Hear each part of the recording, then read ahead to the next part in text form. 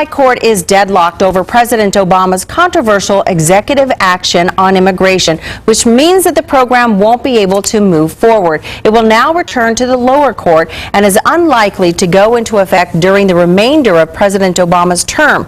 The program would have allowed more than 4 million undocumented immigrants to apply for temporary work authorization. Joining me now is Melissa Lopez. She's the Executive Director of the Diocesan Immigrant and Refugee Services. Thank you very much for being with us this afternoon. Let's start by, first of all, just explaining in detail what the Supreme Court was looking at, deciding upon. Sure. So originally the program was announced in 2012 was Deferred Action for Childhood Arrivals, or DACA. What has been challenged, or what the Supreme Court was considering, was an expansion of DACA as well as a similar program for the parents of United States and lawful permanent residents.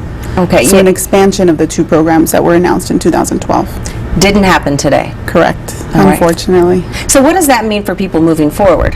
Well, number one, really important, the 2012 version of the Deferred Action for Childhood Arrivals, or DACA, still in effect. People can still apply for it, and we would encourage them to continue to apply for it if they haven't already.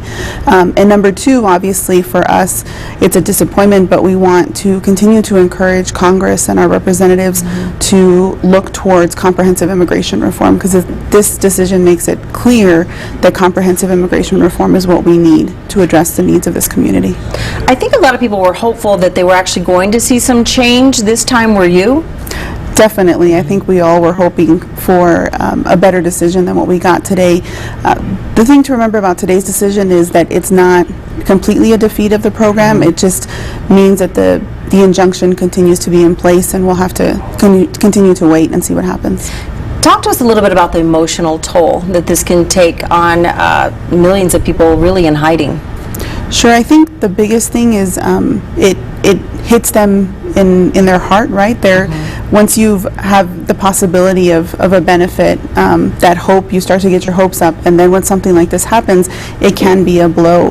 But I think what we have to remember is that the fight's not over. We'll continue to push for comprehensive immigration reform, and so that they should continue to be hopeful that we'll have something in the future. What do you think has to change, though, for that to become a reality? I think the biggest thing is that we have to have an actual conversation about the real issues.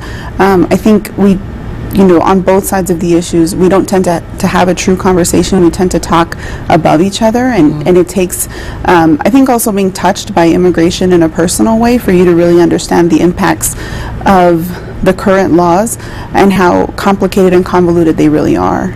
Okay, well, again, I think this is a conversation, like you said, that is not over yet. I want to thank you very much for joining us this afternoon, and this is obviously a story that we are going to continue to follow. Thank you. Thank you. We're back right after the break.